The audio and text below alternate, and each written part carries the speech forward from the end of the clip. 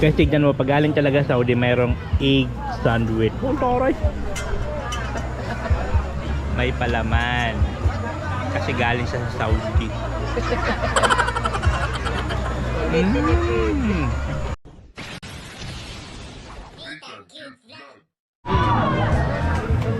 So ito lang nga guys, for today's video, nandito tayo ngayon kala Michael. Makikikain po kami ng tira-tira. ng tira-tira ang pagkain nila Michael. Siyempre ang ating paborito na laing. Gabi. Laing po yan. Inihaw. May inihaw pa na. Tilapia. Ano yan? Tilapia? Pinoy na naman, walang ano eh. Ano pa sila guys dito, umaga pa sila. So ngayon na kami nakarating ng alas 3 kasi tinapos pa namin na gawa nila ano doon sa bahay. Tapos guys, kung mapapansin nyo, nung naligo kami dito, hindi ganun karami ang tao. Pero ngayon, grabe ang tao guys. Ganito pala dito pagka weekend. Oh. Ang daming tao. Ganito kadami pagka weekend ang tao, diba? Siyempre dito po yung sa mga kamag-anak ni Mike. Buti na lang talaga, konti lang yung kinain ko talaga kanina kasi sabi ko kakain ako dito. Talaga? Ay dapat pala dito kami kakain ng tanghali. Ay ganon? Ay ganon? Ay ganon? Tanghali, dito. Oy. Hindi tayo nagkairintindihan. Hindi, nung nakahain na kami, sabi ni Lalay, doon na tayo kakain sa ilog. Sabi ko, baka ano, Hindi mauulan nakaano na talaga. naman. Ayun pala yung plano. Sabay-sabay. Akalain mo yun guys, palpak na naman yung plano na. Dito dapat kami nag-lunch. Oh. Kasi mga kutsara natin. Pero okay lang naman. Hindi pa naman huli ang lahat. Pwede pa naman kami makakain, hindi pa huli ang lahat. Makakasibog pa kami kasi meron pa naman tira. Ito talagang pinuntahan ko dito guys. Gabi. Buti na lang may tira pa. Gabi. Bakit lagi ka nakasimangot? Pag nakikita mo ako, lagi ka nakasimangot. Nakita siya ng kahawig niya. Pasngak. Ay, sorry. Bibig na naman ni Sir. Merci. Merci.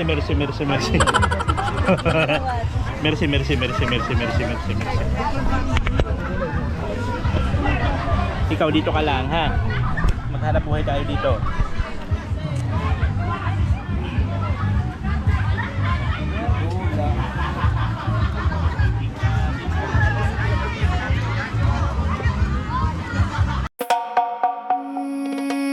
Maluoy man kamo sa pareho po na paralawod. Sige mi anhino ang likod nagkukulog na nag-uuriod. Dapat maging patas man kamo dun nakatindog sa munisipyo. Kay nag-aawatan panahon, nagmamahal ang barakalon.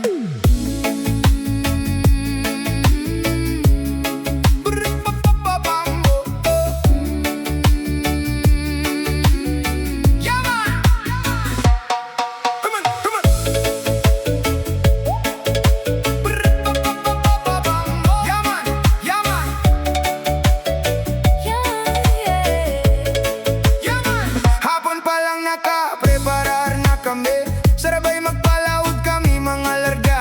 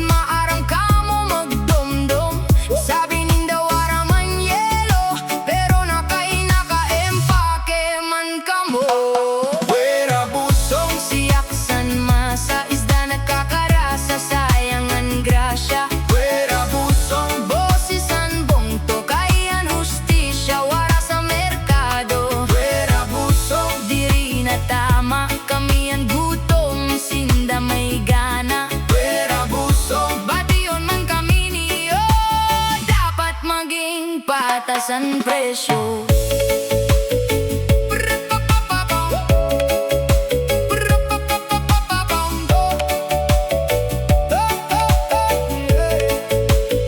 Mga dayohan na para bakaling babawal nira. Di rin hindain pa pasulod basta-basta kay gusto ninda.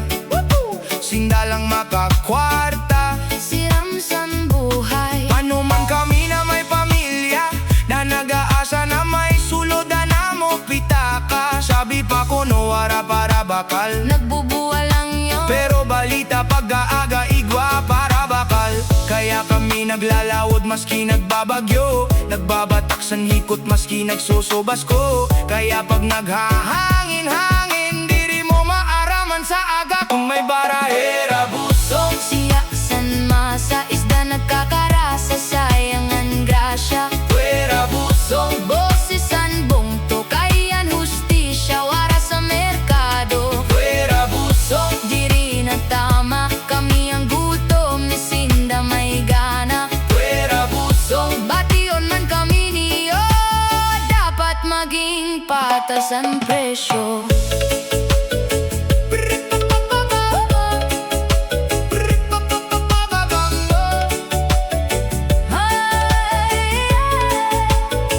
Badi pag nagabot sa eleksyon, sige na niyo ang papansin.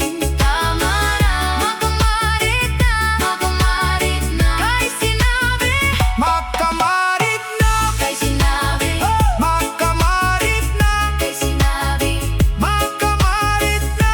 sinabi, makamarit na, kay sinabi.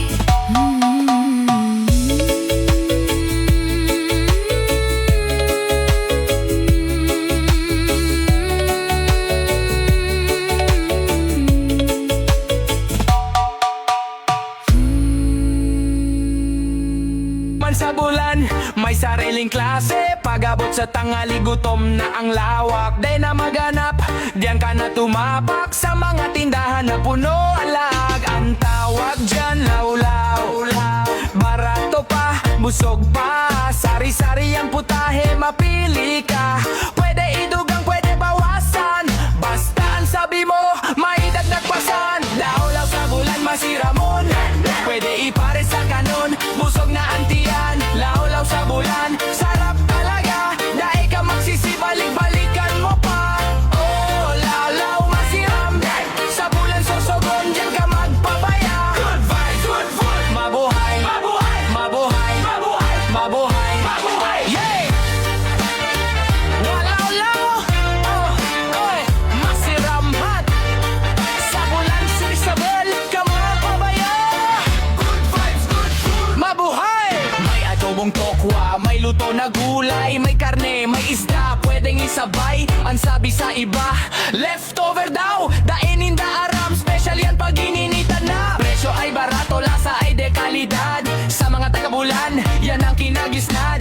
Pagkaon na simple pero dakulaan saya. Kaibigan mo yan pag ikaw ay nagtitipid pa. Lawlaw sa bulan, masiramon.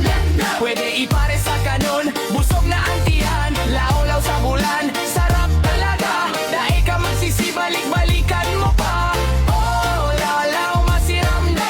Sa bulan sosogon, dyan ka magpapaya. Good vibes, good food. Mabuhay, mabuhay, mabuhay, mabuhay, mabuhay, mabuhay. Yeah!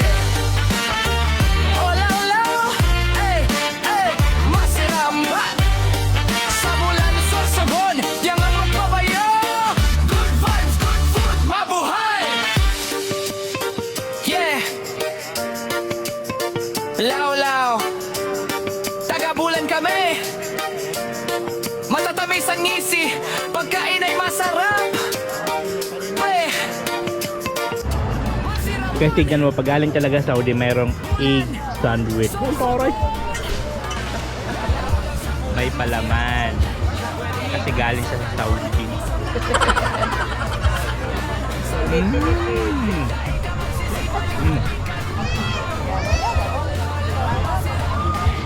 Buti lang talaga guys, minabutan kami na pagkain. Kasi dapat daw pala, tanghali dito kami kumain ng tanghali. Hindi kami nagkaintindihan.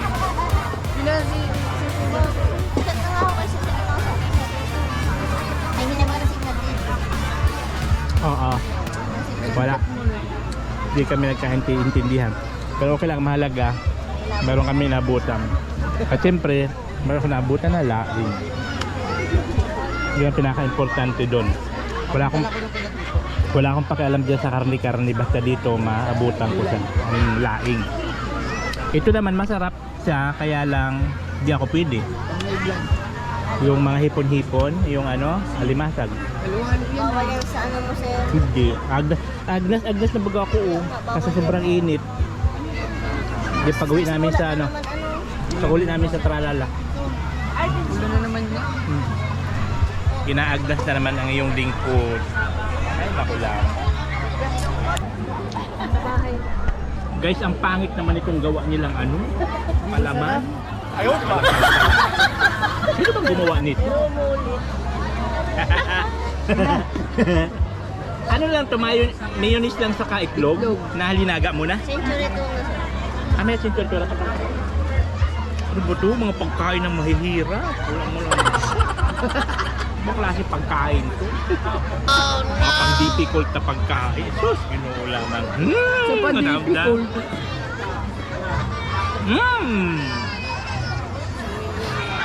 Galing. Wala ko nakaslim na ito. Laki mo sa mga. Ay, baranat. Ay, baranat.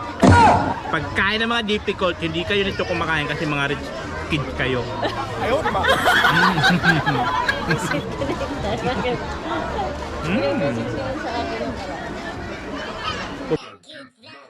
Ayaw mo talaga sa akin. Ayaw mo doon sa 1,000. So ito na nga guys, uwian na at syempre as usual, mayroon tayong take home. Sa uli yan ang tupperware. Balik sa San Rico Altaw. Ayaw mo naman. Balak ka. Ayaw sa 1,000? Ayaw mo doon, magkakaroon ng kuryente ang bahay mo. Saka pintura. So ayun na nga guys, dito tayo sa bahay at nakisibog lang tayo doon sa ano, sa ilog. Buti may naabutan pa tayo no. Kasi dapat palang usapan, lunch pala, doon kami magla-lunch. Kasi pumunta sila dito mga 8 ng umaga, 8 yata o 9, parang ganon. Kasi nagano'n tubig at walang tubig sa kanila. So yun, pinahiram ko yung container, yung nasa lababo. So buti na lang nakaipon ako ng tubig sa gabi. So, hindi kami nagkaintindihan. Pumunta kami ng mga 3 na yata po, mga ganon. So buti na lang may naabutan pa kami.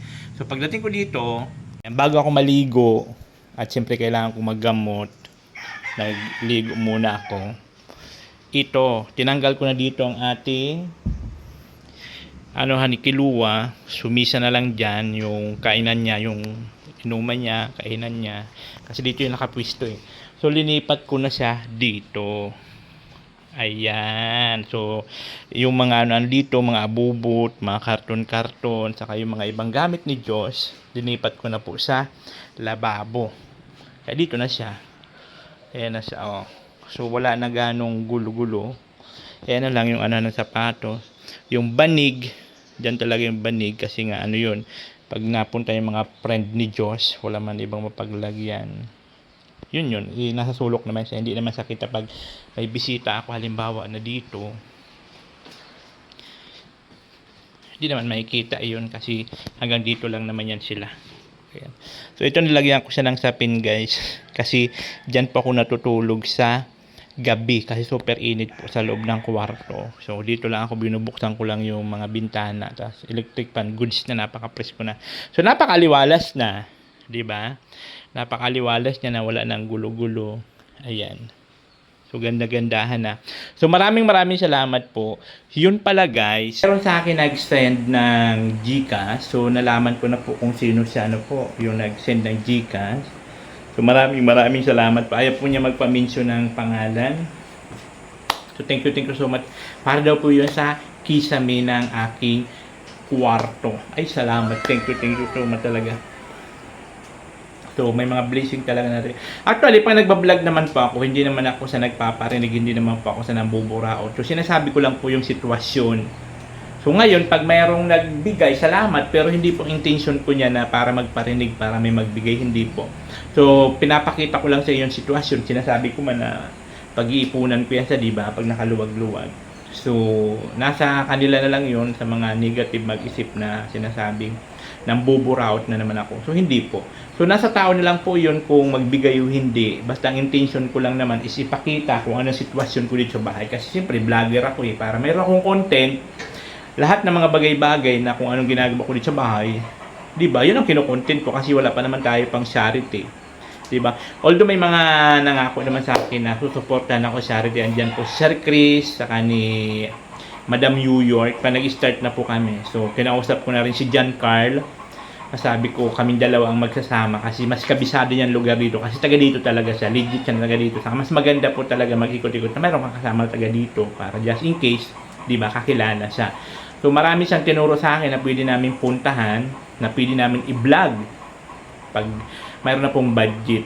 Di ba? Kasi ang plano ko, mamimili na lang kami ng bigas. Yung tipa 5 kilos baga, yung may sako na maliit para hindi na magre-repack. Samahan na lang namin ng noodles, sardinas, kape, asukal, gatas. So, goods na yon. So, yun dyan na muna. Kasi dyan naman nag-start talaga ako nung nagbibigay-bigay ako sa trala. Naalala nyo yun, di ba? Umakit ako sa kabundukan, meron akong ulay-ulay. So, alam nyo ba, nare-realize ko ngayon lang. Sabi ko, kung tinuloy-tuloy ko pala yung dati, kung hindi ako lagi tinatawag ni Kuya Bal, di ba madalas tinatawag ni Kuya Bal, anong ginagawa niyo dyan dito sa diet, bla bla bla bla bla bla. Siguro malaki na rin ang network ko ngayon, malaki na rin ang community ko ngayon kung tinuloy-tuloy, kasi wala pa nung dati sa amin sa Tralala, wala pang ganong vlogger, hindi pa gano, kakatapos lang na pandemic noon. So ngayon marami na rin, kaya yan, dito na lang sa malapit-lapit, and then ang goal ko is makaipon ng pera, makabili na mas malaking sasakyan para mas makapunta ako doon sa mga sulok-sulok talaga ng mga bundok-bundukin na kaya pasukin ng sasakyan na matataas. So yun talaga pinakang goal ko talaga. Makaipon ako ng pera ngayon kahit mga second hand, makabili na ako niyan. Pagka nakaluwag-luwag. Kasi gusto ko talaga yung adventure. Mapuntahan ko yung mga bundok-bundok kasi mas marami ang mga tao na nangangailangan ng tulong, unlike pag sa dito lang sa Patag. So marami na napupuntahan na rin ng mga ibang vloggers, kaya gusto ko puntahan yung mga sulok-sulok talaga, at the same time adventure na rin kasi di ba alam niyo naman ako, mahilig ako sa mga adventure, camping, mga ganun. So yun akyatin ko yung mga kabundukan na kaya pasukin ng sasakyan, pero yung mas malaking sasakyan ang kailangan ko. So yun ang aking ginugol. Hindi naman kailangan magmadali.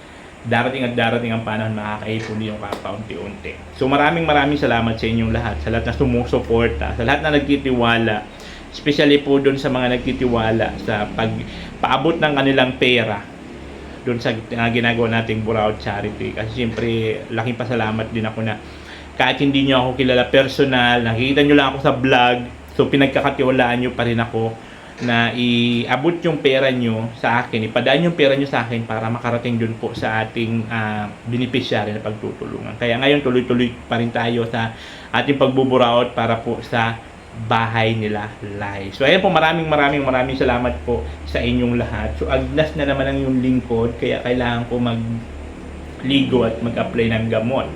So ayan mapapansin nyo yan. Agnas, si Akla! Hanggang dito.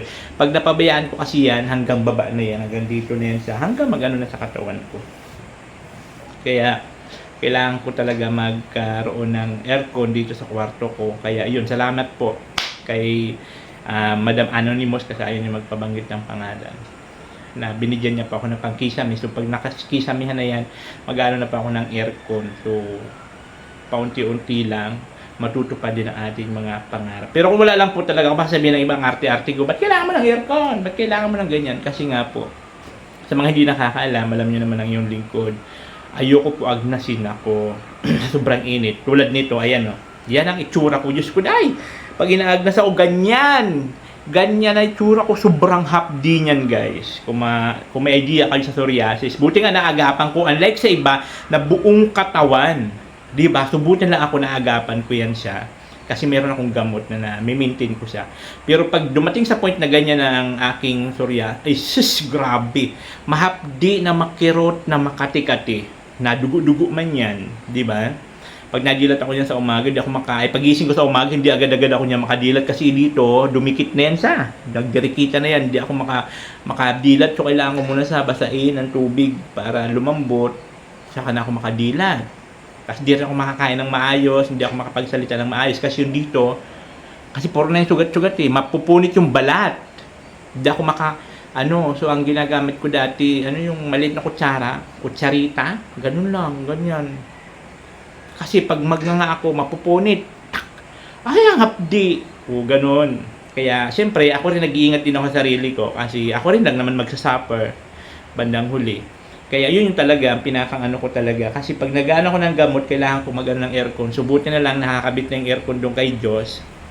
Sa kwarto ni Diyos. So, after ko mag-apply ng gamot, doon ako habang nagpapa-absorb ng aking gamot. Kasi, pag nag-apply ka ng gamot, tapos papawisan ka, mawawas out lang. So, sayang lang. Lalong lalagkit. So, pag nag-ano ako ng gamot, after ko mag-gamot, doon ako sa kwarto ni Diyos, doon ako nagpapalamig. Kaya lang minsan, siyempre nakaka-istorbo rin ako sa bata, lalo pa pag tulog pa. Gagalit. Magpapalamig lang, gano'n ako ng gamot. So ngayon, na magkakaroon tayo ng kisame, so paunti-unti, makakaroon na rin po ako ng aircon dyan. So mayroon naman dyan mga, kahit sa home credit, kaya ko naman kumuha niyan paunti-unti ulugan, di ba? So ayan po, maraming salamat po sa inyong lahat. Ito yung lingkod, this is Nitang Cute Vlog na lang yung nagsabi, ang buhay ay sarot-sarot lang. Thank you. Babush. Oh, natin cute vlog, ikaw ang bida. Sa bawat tawag